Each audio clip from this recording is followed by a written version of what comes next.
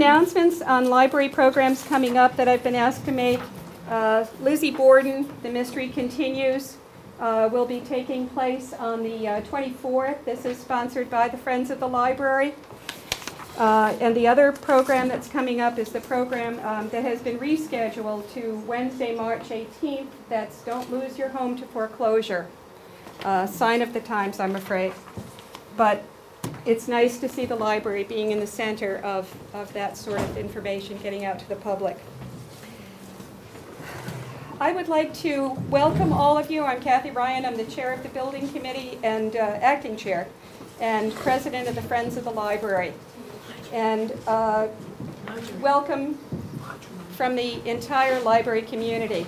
That would be the building committee, the library director, library staff, the trustees of the library who are here, who are appointed to this municipal entity by our councilors, members of the new Library Foundation who will be working on the capital campaign to get funding under this, and the Friends of Tiverton Libraries for the wonderful refreshments that are over on the side. I'd like to welcome all elected and appointed town, state, and federal officials. We did have invitations go out.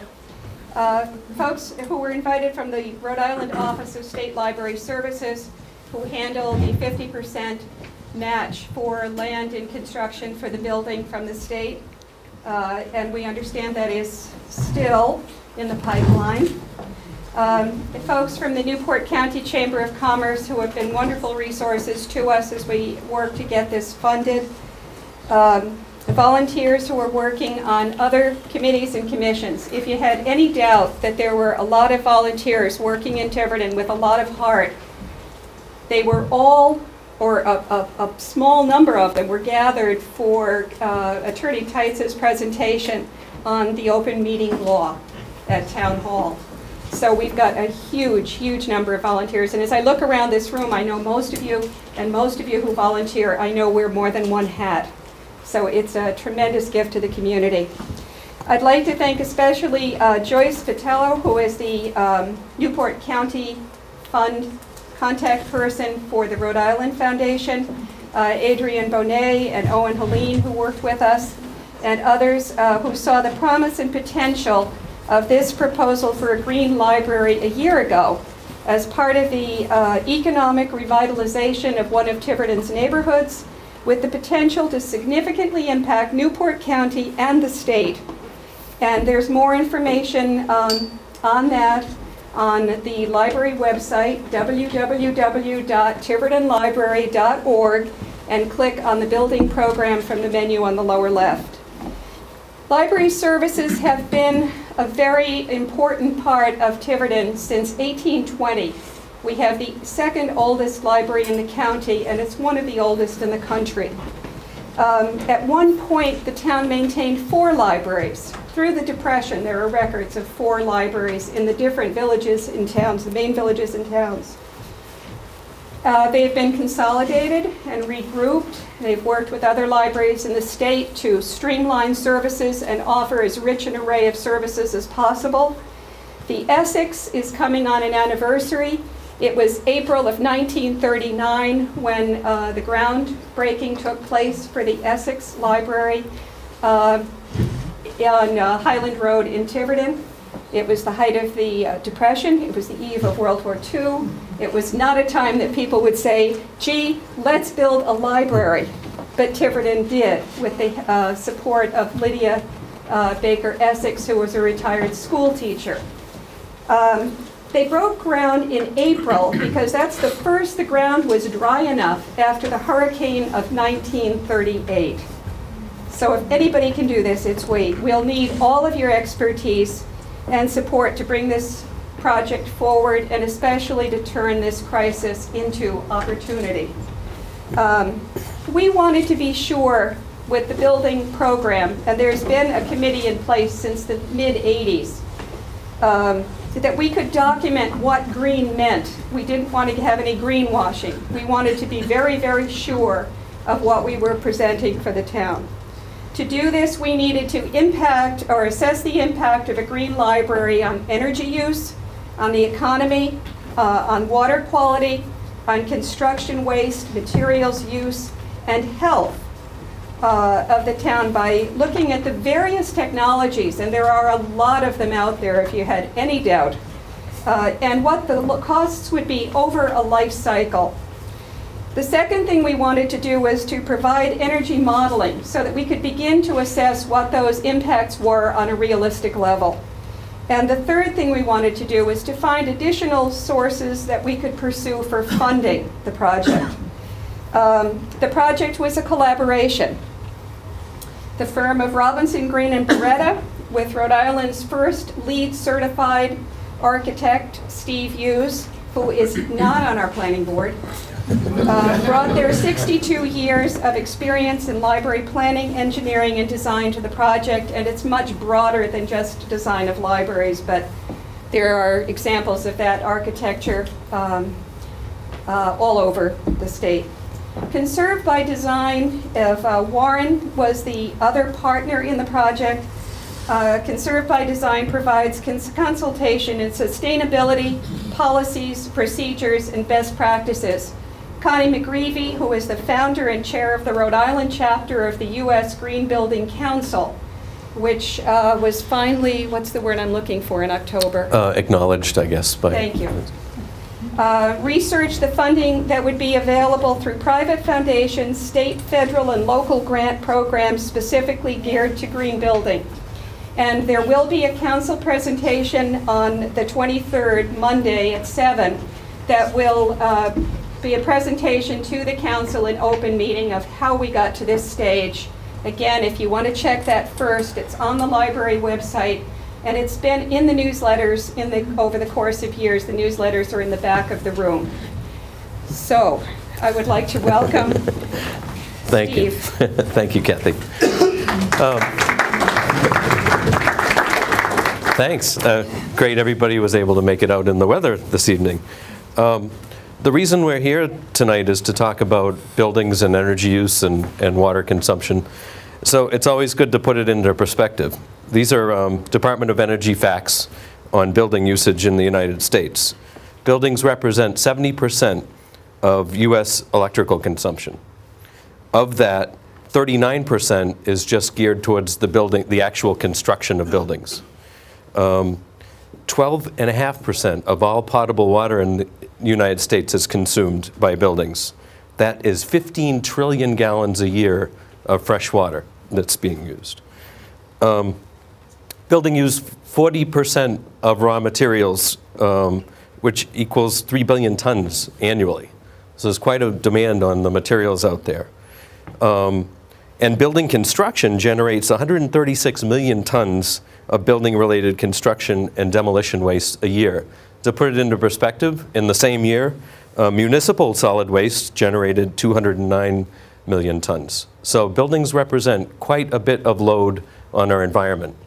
And people have come to understand that, which is why sustainable building and construction has come into the forefront, especially recently with energy. So what we wanted to do was start by defining how do you make a green building? I mean, that's the basis for this. The AIA has a recommendation of 16 points that they look at to define what makes a green building rating system. And I'm not going to read them here for you, but basically it's got to be third-party certified. And it's got to acknowledge more than just energy. It's got to look at water and all the things we were just talking about, like waste, construction materials, material reuse. And you've got to look at the project's life cycle. You can't just always look at the first cost, which I think is why we're all here as well. So with that in mind, there's a couple of systems in the United States that really come to the forefront that are accepted by the AIA as a green building rating system. One of the most popular ones is LEED. And LEED stands for Leadership in Energy and Environmental Design. It's kind of what you'd see on your cereal box or your box of food. It tells you what makes that building green. So it's kind of a product disclaimer, if you will. And that's to prevent greenwashing, because I hate to say this, but I've been doing this for 25 years. And when I started, people would say, oh, we're designing a green building. I said, oh, great. So what makes it green? Well, we're using recycled carpeting. Good, you know, and then that would be it. They say, oh, but we built a green building. So obviously, there's got to be more than that if we want to address all the things that we just spoke about. So LEED does, in fact, do that. What LEED does is it breaks it down into sustainable sites, water efficiency, energy and atmosphere, material resources, and indoor environmental quality. And it rates your building based on those categories. It's also a point system. Here in the United States, we seem to like point systems. So this is a way of tracking how well you're doing in life. So to be LEED certified, you have a certain criteria, 26 to 32. And you can read up to a total possible 69 points. So that judges whether you're getting just certified, silver, gold, or platinum, the highest to achieve being platinum. There's another system that's equally as responsible as LEED out there. It's called Green Globes. This is a fairly new system. And again, it's broken down very similar, where this would be certified and so forth. That's a 1,000-point scale, and it's basically based on the same criteria as LEED. LEED happens to be one of the more widely recognized systems. It's actually a worldwide system now. There's buildings built in Europe to LEED standards and all over the United States. I'm proud to say that I built Rhode Island's first LEED certified new construction project for Rhode Island College, their new residence hall. So it was quite an achievement. The governor's mandate is that all federal state-funded projects will strive for LEED Silver. So that's a goal that he's got. And as part of the U.S. Green Building Council member, we're also working on helping to sponsor legislation that would require that a little stricter for all publicly funded projects. So the time is here. LEED started back in the early 90s, and it's really gained popularity. And what it's supposed to do is lead the market forward into better environmental design. And it's done that very well. So with that in mind, that's how we assessed the project in moving forward. So to start out with the site, the new library site is located on the corner of Bulger Marsh and Crandall Road. It has a lot of connection to the community. There's a new subdivision planned behind the site. The site is over here in the corner, called Sandy Woods Farms. It's a proposed 75-unit plus subdivision, and it's actually got a proposed wind generator on the project as well, which we'll go into a little bit more detail as things move along. The land was purchased from the Citizen Union Savings Bank, which is located here on the corner of Crandall and Bulger Marsh. And it's comprised of two main parcels of property: the 3.45 acre library site, as well as a long skinny parcel, which is a 2.6 acre, to give it a little bit over 6 acres.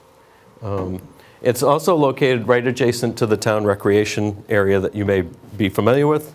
And the proposed accessway would be on a shared road that would be constructed by the Sandy Woods Farm development. One of the first things we have to do in designing a green project is look at the site and see what we have to do to preserve the site, minimize environmental impact to the site. So the site has a couple of very unique features. It's got a special aquatic site, which you see there, which is not a wetlands, but it's a body of water that does harbor life. You can't build on it. You can build up to it, but it should be something that would be preserved. It's also got a forested wetlands, which again, you can't use to develop anything, but again, something that should be preserved on the site. It's got a number of, it's really surrounded by natural fieldstone walls, which are great. It talks to the history of the site, and they're in very good shape. They should be maintained as the project moves forward.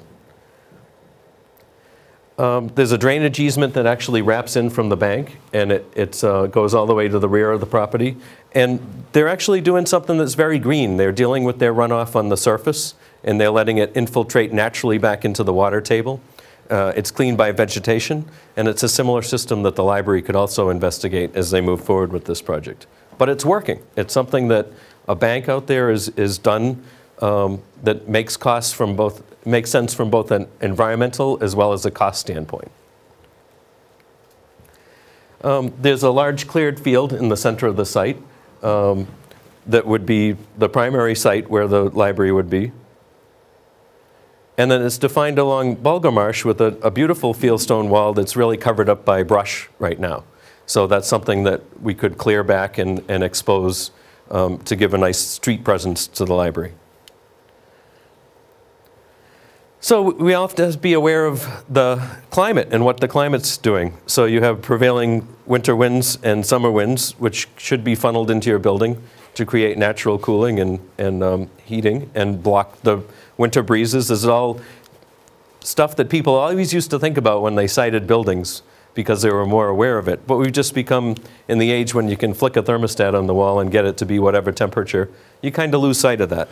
But it's also that key of environmental design to become more aware of those things. It's very naturally sloped to the southwest, so it's got a nice southwestern exposure. Not a lot of hills, a very flat site. We're going to talk about how we actually sited the building a little bit more, but based on code, we'd need parking for 126 cars. That would be per zoning. Will we ever need 126 cars? Most likely not, but we've got some ways of describing how we could minimize the parking impact as we move forward. We also have looked at solar access. A building of this size should be able to use the sun to its advantage, so you don't want to do any kind of site planning things that would prevent you from using the free solar access.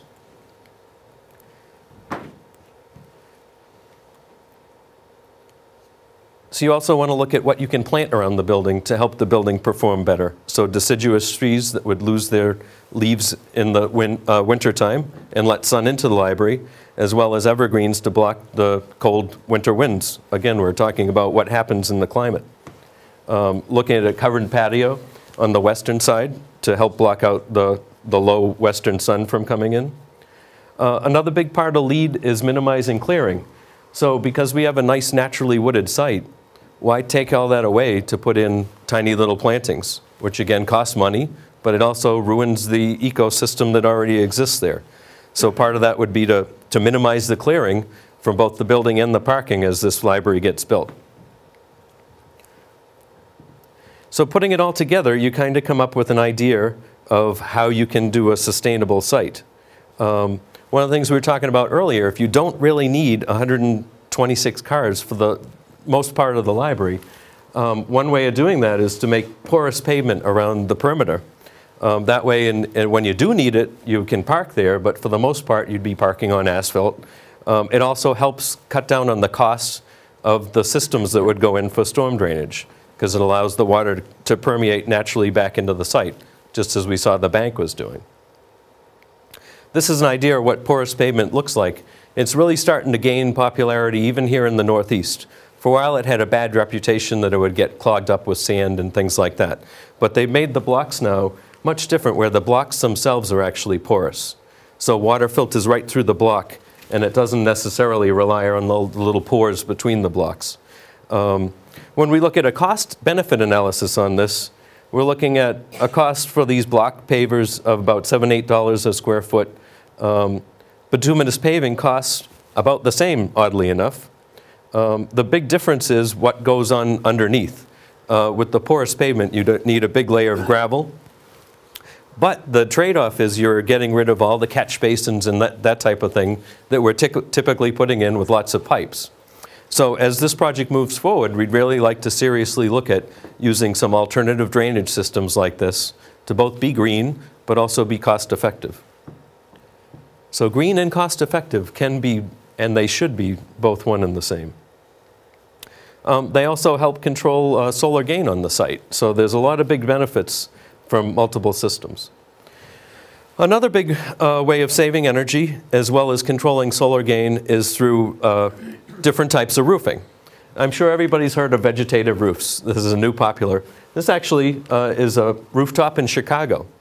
Now, a lot of people don't remember this or know about it, but in 1995, Chicago had a huge heat wave, and it killed hundreds of people. So the mayor of Chicago and they got together, they decided that the reason why it got so hot in the city was because all the black roofs and all the black pavement and all the buildings artificially raised the temperature of the city. It's called heat island effect. Now, we've studied that for a while now, and we understand that that actually happens in cities, but also in the suburbs. So part of LEED is minimizing heat island effect. Now, one way of doing it is obviously through a green roof. The other way to do it is through something called an Energy Star roof. A white roof does the opposite of a black. As you know, pavement gets really hot because it's black, it attracts the heat. A white roof reflects that right back up into the atmosphere. So it keeps your building cooler, but it also helps mitigate heat island effect. Looking at the costs here, this is one of the things that we're trying to advise the library building committee how to spend their money wisely. A vegetative roof is $20 to $30 a square foot versus $7 for a typical black EPDM roof. When you look at an Energy Star roof, for an additional $1 or so a square foot, you can get an Energy Star roof. So it's a much better way of going. You also have to build the structure much heavier to support the gravel and what it takes to do a green roof. So in certain places they may make sense. For a library where none of you will hopefully ever be up on the roof, may not be the best investment. LEED deals with water efficiency, and water savings, as we looked at earlier, is nothing to be taken lightly. Potable water is becoming scarce everywhere. So what LEED does is it looks at eliminating it for uses such as irrigation of plants. This is something that doesn't cost the town anything. You can pick native vegetation. This is actually vegetation on site right now. Keep what you've got. It grows there naturally. You don't need to water it. You don't need to maintain it. And pick plants that go with that. So it's called xeriscaping, and it makes sense. It doesn't cost any more money, and it'll actually save on maintenance costs. So the idea is not to have an extensive irrigation system for the project. Inside the library would be the same way. There's a lot of new innovations in water-saving fixtures. Even though we're using energy conservation now, the average toilet still uses 1.6 gallons of water every time you flush it. There's new pressure-assisted toilets that cut that down to 1 gallon per flush. So they rely on a vacuum that also works to minimize the water. So rather than putting a brick in the toilet and things like that people tend to do, this creates a vacuum so you're still getting the pressure you need, but at much less water. Another great innovation is called the pint flush urinal. One of my first LEED certified projects, we did waterless urinals. Problem with waterless urinals is there's no water that goes into it, so it's kept clean manually. So on daily or a couple of days, you'd have to go and wipe these down. With the pint urinal, there's enough, there's also a little cartridge that you need to replace that actually costs money over time. So it becomes a real maintenance headache. With the pint flush urinal, there's just enough water where it gets rid of the waste, it keeps the urinal clean, and it saves so much water. So for this project, based on the size, we're looking at a savings of 127,500 gallons of water use and sewer use generated annually. At a cost of $4.25 per 1,000 gallons, it's a savings per year of over $500. So looking at the cost of the toilets, that's a 3-year payback. So it's really a no-brainer. Saves water and money over time for the town. Next thing we're going to talk about is energy. Now, energy obviously is a big part of what we're all talking about today. We've seen things go crazy over the summer, and they've settled back down, but they seem to be back on the rise again. One rule of thumb is energy really never gets cheaper. You get to plateaus, and then we all get happy because it plateaued off again. But over time, we can always guarantee that it's going to increase in cost. So what we do now, we have a building science called energy modeling. And energy modeling is a way for us to be able to analyze a building's energy use before you even put a brick or a shovel in the ground. It's an economic tool, which I'll show you in a few slides, which will help us make decisions. All these buildings are very complex. You have lighting, you have heating, you have the building envelope, you have windows. And to be able to look at it as a whole, you really need a scientific tool that allows you to see how all these systems interact. Because if I can save money on lighting, and I can do better glass, and I can downsize my heating, I can make the building pay off quicker. So energy modeling is what allows us to do that. And it allows us to look at very complicated things very easily. So it allows me to play what if using a scientific basis. And we'll show you how we demonstrate that. So here's how it's an economic tool. Energy is measuring all these complicated things: kilowatt hours, MBTUs, therms. What the energy model allows you to do is measure it all in something we can all understand, which is money. So it converts all these things to dollars, and then you can compare what you're saving in money without doing all the translations with all these different materials and looking at the price of electricity and gas. It does it all within the model. Now, in our energy model, we need to measure it in gas, because gas is one of the basic measurements of therms, BTUs. We understand that gas is not available on that site, so we've converted all the dollar amounts to oil so that it all equates, as well as the efficiencies that you get with oil. So everything's been translated into oil for this project.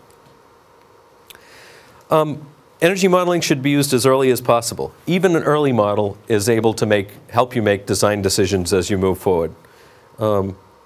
This is a great phrase. Just think about it. Sometimes 1% of the project upfront costs are spent. You've already decided where 70% of the life cycle costs may be committed. So your town is doing this correctly. They're looking at, in that first 1% of the project, we haven't even got a project design yet, but we're looking at how we're going to spend this money, how we're going to save money over time. So that's very important.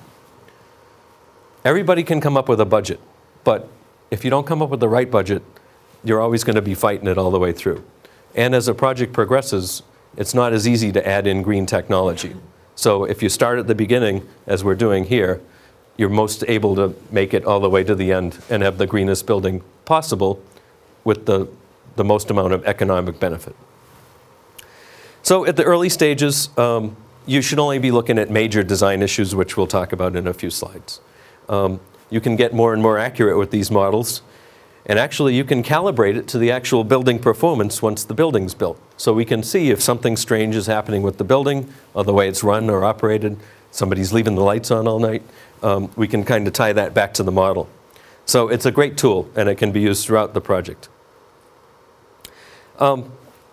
Energy modeling isn't going to predict your actual utility bills. And that's because it relies on average data. It relies on standardized buildings. It relies on the design assumptions that I make when I'm doing the energy model. And as we all know, real life isn't like that. Is anybody, last time everybody said this was an average winter? No, it's always a cold winter, a hot summer. Building occupants do the strangest things. They don't know we're going to have this meeting tonight. So we would have never factored that into the energy model. And just random things happen. But it is good enough to make these design decisions and to determine how much energy and what type of systems you should put in. So how do you start? This seems like a very complicated process. The library had done a great job at a preliminary program. So that's what it looked like. That was what I was given, which was a space relationship. It was sizes of spaces that they need. And this is what happens when I get a hold of it. I start doing my math and I start figuring out how big spaces have to be next to each other and how they all go together. And that all kind of gels out into what we would call a really pre-schematic design. So this is not actually the design of the library, but it's good enough to be able to do an energy model off of. And you'll actually see some screenshots of this. We also wanted to think about a couple of things. In New England, there's certain building ratios that work. It's a rectangle oriented north and south. Makes the most sense here, and there's been a lot of studies. We actually verified that when we did the energy model. We also wanted to make sure we were going to use the materials the best way possible. So everything's laid out on a 8-foot grid, because most of your materials here are 4 8-foot measurements. So when you start with these basics, you're going to end up with less waste. You're going to end up with a more efficient building and less materials that you have to put in a landfill. We also wanted to look, one big question that the committee had right up front was, we've heard a 2-story building's much more energy efficient than a 1-story building. Now, I've heard the same thing, and I've also seen the Mythbuster approach of how you figure that out. So we wanted to study it more carefully with an energy model to see whether that in fact was true. So the building you saw previously was 31,500 square feet. which was exactly what the program square footage called for. To do a two-story building here, it actually was a little larger. It was 37,800 square feet. So it was an additional 6,000 square feet. And there's a couple of reasons for that. In a two-story building, you need vertical circulation. So you need stairs, you need elevators. You actually need two per fire code. You can't just have one stair off a second floor. Then, of course, you're going to need another bathroom on the second floor. And most importantly, you're going to need another circulation desk or another place for someone to stand and monitor that second floor. So we did a good job of trying to break down the program by separating out adults and research and nonfiction on the first floor. The second floor became children and young adults. But you can see what happened. There's another circulation desk. There's another small toilet. And then you have all this inefficient square footage that's devoted to getting to the stairs and circulating and the elevator. So that's part of it. Here's how the energy model actually looks on our screenshots. That's that first plan we all looked at. That was the 31,000. Here's the slightly larger plan. Now, I was trying to be very realistic about this and not favor one versus the other. So they both have this large central volume so that there's a grand space in the middle. They're exactly the same cubic footage for that. But we're trying to be fair that you do know you need to build a little bit larger building if you're going to do a two-story building. So what happened was that our one-story scheme came in at about $131,000 a year. And this is just, if I built a building and meet code, that's what it costs to heat and cool it. The two-story scheme came in at $170,000 a year, so substantially more. And it wasn't just the percentage of the square footage. So it wasn't just that it went up by that much. It went up by more than that. So without a doubt here, I think we proved that the one-story scheme is more efficient, both from a space standpoint, a energy standpoint, and a staffing standpoint, because you don't have to duplicate staffing on two floors. The other nice thing about energy modeling, it allows me to see where the building energy is being used. So for instance, yellow is area lighting, there's equipment, red is heating. That's going to stay the same in either case. But it allows us to see what the load is going to be and help to study that a little bit higher. So moving forward, we based all our assumptions on the one-story scheme. So base it on code currently, we were looking at 131,000. One of the things that I'm proud to say Rhode Island just enacted, because I helped pass the law, was the Air Barriers Act. Now, Massachusetts and it actually started in Canada, have an understanding that if you can limit infiltration or unwanted heat changes from the outside, if you can get rid of drafts, essentially, you'll be more energy efficient.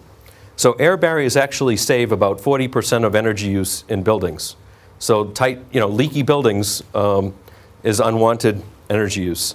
So just by putting an air barrier in here, we could save $12,000 a year. Now, the air barrier doesn't even cost $12,000. So that's a great payback. But unfortunately, when we build our library, it's going to be code. So I apologize about that, but we'll be starting based on code at $119,000 a year for our heating bills. Now that equates to about $4 a square foot. So it's not a very energy efficient building. So we wanted to see how can we do better than that. As you remember our site plan earlier, we were looking at orientation. And I said that the best orientation was that north-south. We wanted to verify it with the energy model, so we actually turned the building around a little bit in the model, and it does verify that north-south is the best way for a rectangle in New England. All the other ones actually use more energy. So then we ran, they're called energy efficient measures. And each one of these little bars here that you can see decreasing is an energy efficient measure. And it tells me how much energy you're saving by doing that measure. So for instance, Energy Star roof, which you talked about earlier. There's your savings.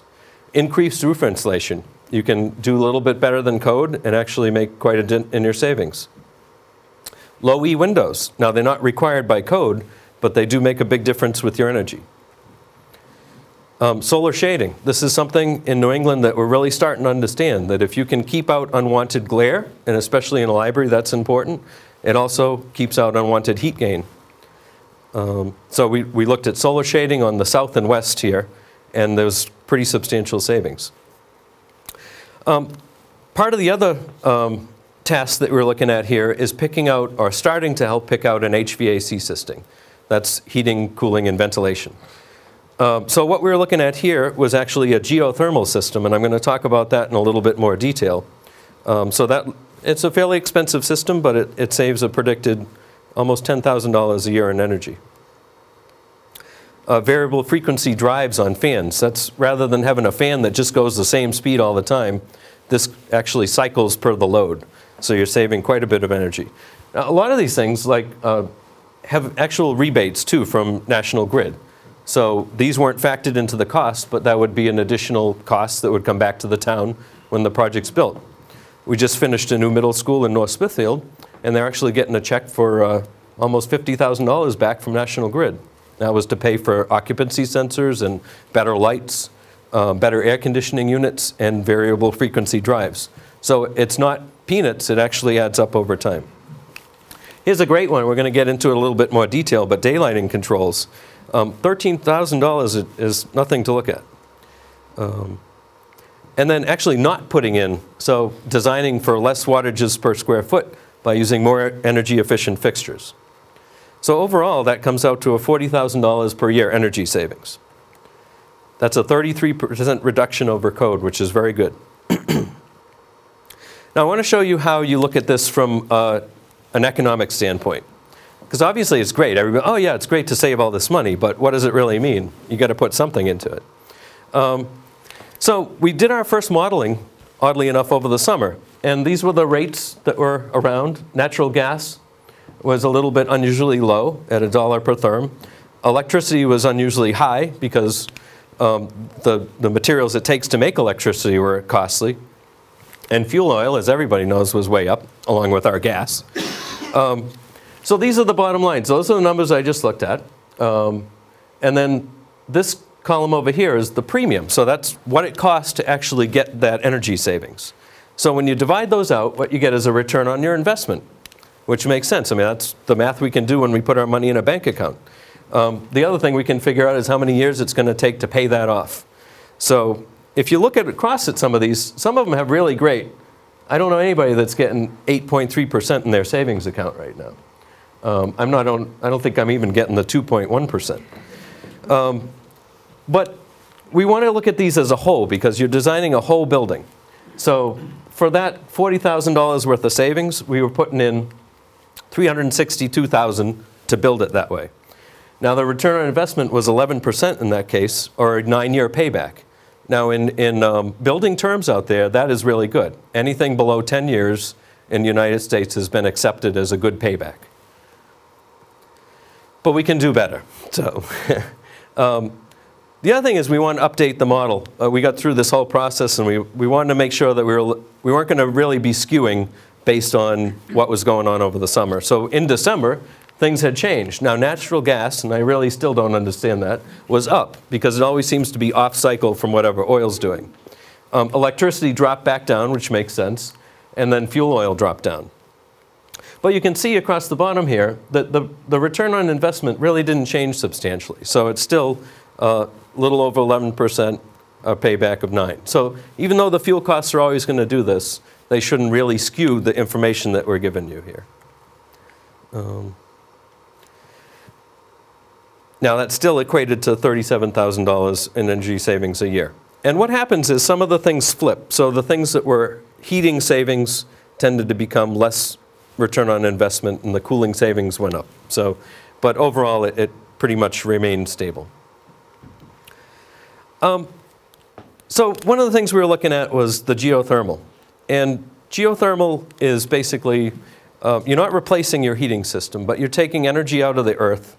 We'll explain in a little bit more detail. But it's an expensive system, so we're paying over $200,000 premium to go to a geothermal system in this case. So we wanted to play around with this while we have a chance economically. There's a lot of great new systems out on the market. Viessmann, who's located right over here in Warwick, produces really high efficiency boilers. Now, their efficiency for an oil boiler can be up to 89%.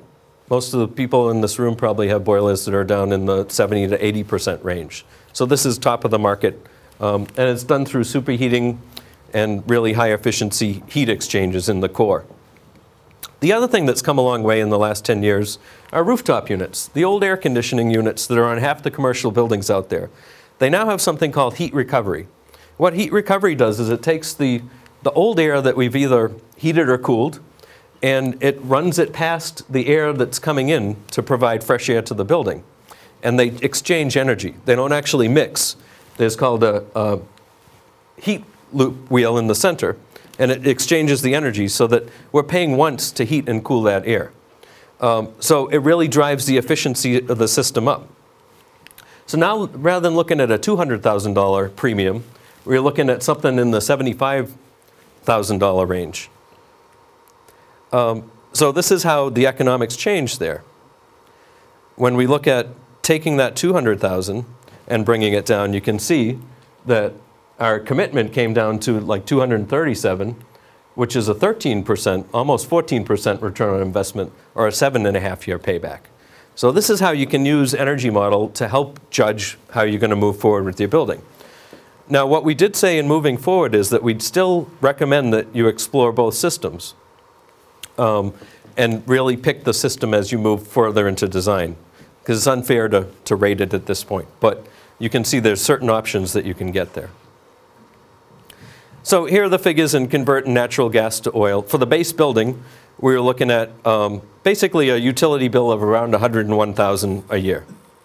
When we look at our energy efficiency measures, what's going to happen there is you can see your oil went down to 26, your electricity went down to 38. So your utility costs estimated for a year is $64,000 a year. Now, it's hard to compare that because so far we've just been looking at this new building. But you can see there that you're getting that 37% savings. Now let's put it in perspective. We're building, hopefully, a new 31,500 square foot library. So based on that cost we just came up with, that's a cost of $2 a square foot for both heating and full air conditioning. Now let's look at the existing library. Almost 3,000 square feet. So there's a little disparity of cost there.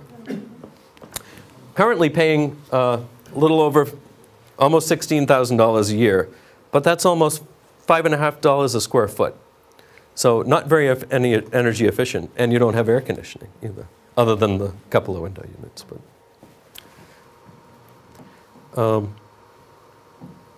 so we also want to talk about renewable energy, because renewable energy is obviously something that the President's been speaking a lot about. It's the way we've got to do it in the future to make sure that we're getting as much energy for our dollar. So we actually priced out a geothermal system for this building. Basically, the whole system cost an additional $255,000. What it does is it takes energy. Your ground temperature is always 55 degrees. So it's using that energy as the basis for your heating and cooling. So you're never starting from the 0-degree day out when it's cold out, or the 80-degree day. You're always starting from that middle of the range temperature. So we predicted, $9,400 a year in energy savings. The manufacturer thinks it's going to do much better than that. That's why we said let's study it further as we move forward. The catch here is that these things called heat pumps, they all run on electricity. So even though you're going to have a boiler in the building, you're still using electricity to get the energy out of the earth. So the jury's still out on how efficient that is, because you're spending a lot of electrical energy where you could be spending just oil. Sandy Woods is looking, as I said, to put up a wind turbine. Now they're putting up something fairly large because they're trying to supply a lot of their subdivision's energy use. So I'm sure everybody's seen Portsmouth Abbey's turbine, something on the order of that range. It's in the $2 million range, just to give you an idea. And at one point we looked at maybe we could share some of the cost with the library since they are on neighboring sites. So 11% would cost over $200,000. Right now there's no real grants that would go towards that. So I think economically that would have to be weighed as a decision.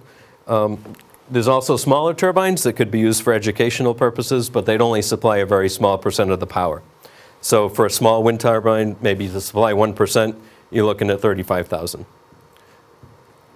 One of the other things I'm sure everybody's heard about is photovoltaic. What photovoltaic does is it takes sunlight and it turns it directly into electricity. So we priced out a few systems for this building. An 8 kilowatt system is about $68,000, and this is no subsidy, no funding. We're hoping our new president is going to turn these things around, and we'll be looking at actually getting money towards putting these systems in. But based on a savings at current electricity rates, you know, you're still looking at only about $1,700 a year or a 40-year payback. But one thing that we should keep in mind is as time goes by and these systems become more and more commonplace, we should plan for them now. So we would like to make sure that the library has a south-facing roof that we can mount photovoltaics on in the future. The other thing that's come a real long way is solar hot water. And it doesn't run by electricity, but that's another system that would need that same type of roof. And the boiler I showed you earlier actually has a solar component with it. So manufacturers are starting to think, how do we get our systems to be more energy efficient? So these are the things we need to think about while we're planning for the library. Something else people may hear about, and we're still talking about energy, believe it or not, is called commissioning, building commissioning. Commissioning agent is basically a third-party engineer that looks at the way I'm designing the building. It looks at the way the contractor is building it. And then as we've been talking about, all these systems have become more and more convoluted. So you really need these people to be able to make sure that the building's running the way it was designed. LEED says that over 20% of the buildings out there aren't running the way they were meant to. And as being an architect for 25 years, I've seen that. Rhode Island College was a great example. That was a huge building. It was 125,000 square feet. We had one whole wing that it was heating and cooling, but not the way we thought it should. The commissioning agent found that one of the pumps was in backwards. So it was still circulating the water, but the building would have been fighting that forever, and it wouldn't have been anything that people would have picked up on. Controls issues, that's another thing. You know, everything's being controlled by computers, and they're very sophisticated, but they need to work the way they were designed, or you're not going to be getting that energy savings. So basically, a commissioning agent works directly for the town, and he makes sure that the building is going to perform as it was designed and as it was built. Now, the cost for this on this project would be between $40,000 and $50,000. I can tell you right away that that can pay itself back in the first year of operation. Something we started talking about is this fact here. LEED also looks at reducing waste. So the library will be bid with a minimum to divert 50% of waste from a landfill. We've done better than 75. My first LEED certified project, we diverted 90% of the waste from that project from a landfill. They had to tear down an existing building, and we recycled that whole building. So nothing really ended up in a landfill. So these are easy goals to meet. They don't cost the town money. As a matter of fact, most contractors now know that they have to do this or they're going to get charged outrageous tipping fees. So they have to separate cardboard, they have to separate steel and wood. So these are no-cost things. The other thing is, let's use some of those waste materials in part of the library. So we'd use 10 to 20% of recycled content. Every product out there now comes with a product that's made with some type of recycled material. They're just as good. On the residence hall, we exceeded the 20% goal. Didn't cost the college a thing. So this is another common sense thing, but we've kind of lost awareness of it, I guess. And that's buy stuff where you live. You don't need to get things from Europe and pay for all the gas and fuel that it would take to get them there. We get some great states. This is 500 miles, and that's what LEED recommends, that you get all your materials from within that. We found that very easy to do. A lot of great millwork and trees from up here in Canada, marble from Vermont. You're really not doing yourself any disjustice by staying close to home with the materials you're getting. And it keeps the construction costs down, and you're not paying for all the fuel to get heavy materials across the country. Another thing that's really on the forefront now is materials that are rapidly renewable. So rather than harvesting old growth timber, they look at trees, wheat board, so plywood made out of wheat, sunflower husks. These are all things that are being used out there that don't necessarily cost more. Linoleum, that's made out of all natural materials, cork. It's the stuff that people have torn out of their houses after 50 years. You know it wears well. Put it in right, do it the first time, and save yourself the headache. Forest certified wood. Again, these are things that don't cost any money that benefit the environment. You can now go into Home Depot and buy studs that are made out of forest certified wood. It's just that people are getting to understand that they just can't do what they used to do and clear cut forests because there's a consequence to that. This is another great area that people kind of forget about. We make these buildings, we make them tighter. You don't want to put bad materials in them to start with. So we're really looking heavily at low-emitting materials. Everything comes with VOCs, volatile organic compounds. And it's that new car smell or that new building smell. And unfortunately, it's not good for you. So most materials now have a low VOC version. There's low VOC paints, not to mention the poor guys that work with this all the time. I've known painters that have painted for years with heavy-duty chemicals, and it affects their life. There's no need for that, and none of this costs any more, but it's going to make a much healthier place to live and work. Daylighting, we talked about that earlier too. This is under indoor environment because it's so important. We're all people that need natural light. We did a cost study for Shaw's, oddly enough, because retailers are very keenly aware of daylighting. They sell their products faster and people feel like they're in a cleaner store because it's daylit. Students perform better under natural lighting. And people work better and they're less sick under natural lighting. So it's something that people are becoming more and more aware about. For the library project, for a first cost of about $56,000 for skylights into the library, they'd be tied into the lighting system so the natural light would actually turn off light fixtures where you don't need it. The projected savings was huge. It was almost $13,000 a year, which is 22% return on investment or 4.5-year payback. So even when we presented that to Shaw's, they said that's a no-brainer, we got to do it. So these are the type of things that make sense. They're going to give you better space, better quality space, and healthier space, and not cost more to do it. So I'm pleased to say that after this whole analysis, we started out with 37 proposed credits. After doing everything, we're now up to 42, which are easy to get credits. We talked about all the costs that are involved, and we're actually able to get LEED Gold certification. So as this project moves forward, the next phase would be actual design of the building. This will be used to help, hopefully, the architects that are selected understand where we've set the goals for this project, the environmental goals. It's very obtainable, and it would make a lasting building for the town. You've got to think long-term when you build buildings, and you've got to look at the energy use that you're spending on a yearly basis that you'll never get back. And we're doing the right thing by looking at this up front and being able to direct the library in a direction that'll give them a sustainable future. So with that, I know I presented a lot of material, but I'd like to open it up if anybody's got any questions or comments they'd like to talk about. Actually, I have a question. Would the library be interested in looking at alternative ways of building, as far as instead of going with a steel structure? Because I built with a lot of ICF, insulated concrete. Oh yeah, I actually had a business in Canada, and up there it's almost common. Oh yeah, that's great. My friend works for a company in Vermont, yeah. And they use a ton of that. It's very.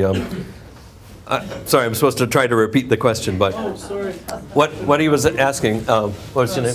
Salim. Salim. ICF is insulated concrete forms, and what it does is, rather than having insulation and concrete, it's all kind of poured in one place, and it's heavily insulated. So I've seen some where the insulation is in the middle of the form, and there's ties, and others where you sandwich the two layers and the concrete's in the middle. So. Yeah, there's many different companies that use it. The only reason why I'm saying that is because, a lot of this is new to me too, but what I've started to realize is, because solar technology and all that still is fairly pricey, for concrete formwork, you're looking at maybe a 5–10% more Sure. up front, but the savings are there right away. Absolutely. You know? And you've got to use concrete anyway. So, yeah, exactly. So Yeah. No, that's a great idea. And I said, this is really pre-designed, so this is that 1% of the project. So everything's possible right now. That's a great idea. Could you touch on some of the things that Connie mentioned in the funding part? Sure. Just briefly. When this whole study took place, obviously we're in an economic downturn. Everybody's aware of that. So a lot of the funding for energy efficiency programs at the time had actually dried up and stopped. The state energy office stopped funding solar, unfortunately. They still fund wind. But you know, we're in a new America. We have a new president and we have a new direction. As part of the Green Building Council, we have people in Washington that have been reporting back and forth to us. And there is a lot of economic hope right now. There's a lot of still money in the bailout for renewable energy and energy efficiency projects. Nobody's really sure how the funding is going to come down. The latest I heard was Rhode Island's going to get approximately $1 billion worth of funding. And a substantial amount of that would be towards energy efficiency and renewable energy. So I think right now, and the state does still have the 50% match, because we spoke with the library, and they haven't cut their funding there. So you're looking at getting 50% of your costs still paid back from the state. And because I think we're really heading in a good direction here with energy consciousness and renewable energy, there's a lot of opportunity for additional funding as the project moves forward. I'm sorry, I can't really tell you exactly how we're going to do that yet. It's in that but big document that you see up yes. And it is available at the library as well. Yeah, The library Connie is McGreevy part of the stimulus package. actually did all the research into the other funding that is out there. And Kathy's right. There's a whole section in the back of the report that talks about different funding. But I just want to say that even at that time, Connie was reporting on the truth, and it's changed since then. So I think there's even more areas for funding as we move forward with this. So, yes?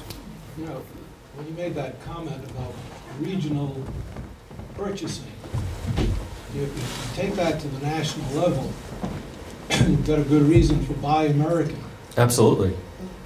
And I wonder to what extent, because shipping from overseas back and forth, we don't usually count the environmental and that aspect of it that you're talking about. You're right. I wonder, that's become an issue right now in our, trade policy, how we react to the economic situation. Anyway, I think there's a lot of potential there to use that as an argument, not just regional, but Oh, absolutely. US, I got to tell you an interesting story on that. On the residence hall project, we had to track all our materials for recycled content, where they came from and all that. So the steel has a huge recycled content. So all the steel that went into that building was over 60% recycled. So what I found, unfortunately, was that all the scrap was collected in New Jersey. It was put on a container ship, shipped to China, and it was melted down and put into steel, and then it was sold back to a company in Canada and sold to us. Now, to me, there's something wrong with that picture, that it's cheaper to send it halfway around the world and back again when we could make it in the United States. So, call me crazy, but there's got to be a way to do it and be economic about it. I know deregulation and all that, but, it's crazy. Yes? I'm curious to know what exterior materials have been considered. Well, to tell you the truth, at this point, we are more focused on building orientation, the energy modeling, and things like that. As I said, this is pre-schematic, so we really haven't got into a look for the library. And actually, the library has got to go out for another phase of work with an architect, hopefully us, to design what the library is going to look at materials. I think there is some desire to have it look regional and look like a part of the community. We have received a grant, a strategic planning grant from the Rhode Island Foundation that hopefully will involve the community to bring us to the point of concept designs as soon as the summer. So the funding is in place for that. And at that point also, another question that I've heard around is, what is the cost? The only cost we have right now is to multiply out by the square footage. If it's $100 per square foot, it'll be this. If it's 200, it's that. If it's 300, it's that. The state match is up to $200. It's over a 20-year period once the certificate of occupancy is achieved. So that's some of that. The other question that's come up a lot is the building. The building belongs to the town. One way or another, that building will be reused by the town. But in terms of some of the things that...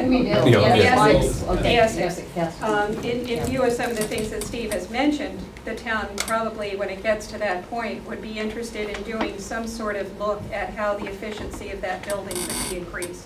And I do see Karen Miller here from the Office of State Library Services, which is incredible considering, I mean, how stretched everybody is. And these folks have been wonderful to work with. Karen was at the Design Institute that we were invited to out in Chicago, where we worked with an architect in December of 2007. Yes. One technical question. You mentioned that you went back to oil after realizing there was no natural gas on the site. Did you consider propane? We could look at propane. We've done propane usually for kitchen use and oil mostly for heating, but that's an option. And the nice thing about the energy model is you can actually weigh which fuel is more cost effective. They have propane systems now even Yeah, for no, that's true. generators, so it's, my logic here, I was wondering if you'd fallen back to oil just because that's what we do around here, That's probably a good point. It shouldn't be. No, you're absolutely right, and that's something we can look at as we move forward too. So, Modern systems with propane. yeah, good point. Yes.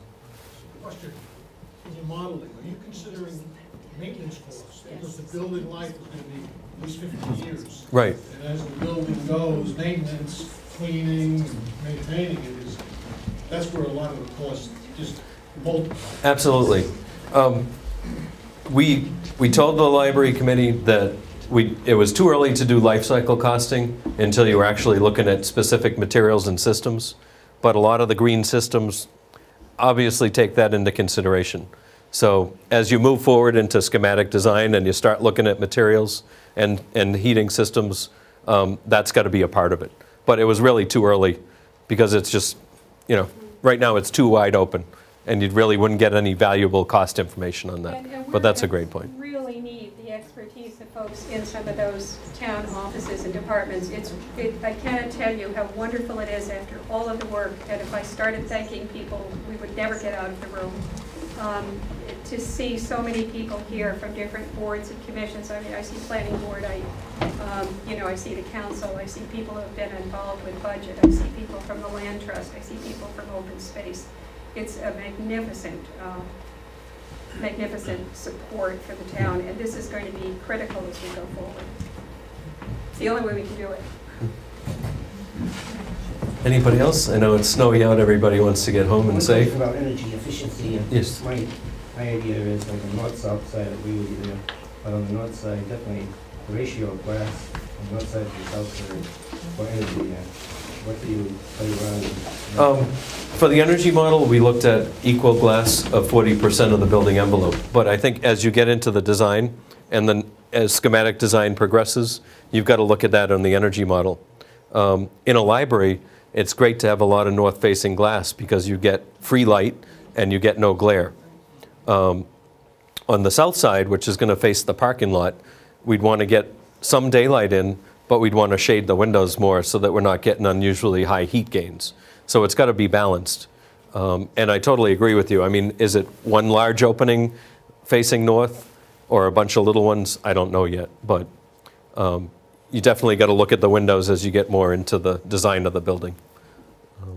And we can play with that in the model. That's the great thing about the model. You actually put in real windows and you give them specifications and sizes, and you can watch the energy bounce around. So if you do it intelligently, these things balance each other out. You can downsize your heating and cooling system by playing around with window sizes and making it a good energy efficient building.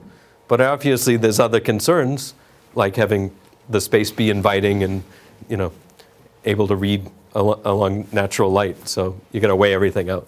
Okay, you should think everything out of the box, though. I think on the north side, you have windows there. Look into devices that will shut these windows down. Oh, yeah. And give you energy efficiency. There's great thermal shade systems now that are insulated shades, and they actually reflect the heat back into the building at night. So there's a ton of things we can do to do that with windows. And better glass, too. I mean, the glass technology has come so far that, you know, it's smart glass now. It knows to reflect the heat the right way. So windows are a big design problem, but they're easily overcome by a number of different solutions. So it's a good point. And the ones that clean themselves are getting cheaper too. Well, that's true. And what you're looking out on is very important. You can have a whole wall of glass, but it depends on what's on the outside. Exactly. There must be a book now that clean glass. That's already Yeah, come there up is. several times. You It can get cleans it the at Home windows. Depot in the bottom for windows and spray it on and it washes itself. They have some glass now that cleans itself. Yeah, it's called Active. And we were looking at, when we were doing Warwick train station, over the tracks, because to rent a lift to get over the high tension wires was incredible. So the back when there was glass over the tracks, they were looking at that self-cleaning glass. The jury's still out on that, though. I'm not sure, because it is a coating that's built into the glass surface. Nobody's really sure how long it lasts or whether it performs the way we think it does or not. So you got to be careful in new products, too. We're going to need all your expertise and support as we go forward. We're going to need all the rest of the folks that aren't here that have been asking these questions, the rest of the boards and commissions and so forth, to check the library website for that, the embed of this presentation. It will also be on Cox Cable Access, and I'd really like to thank Steve Rice and Brian Medeiros for putting out a lot of the preliminary visual publicity. And thank you so much to all of the people who walked every 5-acre, 7-acre piece of land over since the mid-'80s that has been available in Tiverton, and worked with the negotiations and worked with planning and the support of the planning board to make sure that this was a building that was really going to benefit the town. So we really have to work now to get the funding underwritten. We need another Lydia Essex.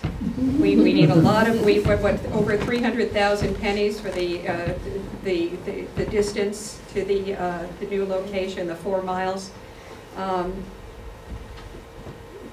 It's really going to take a village on this one. I would like to thank you all for coming. I'd like to thank Steve for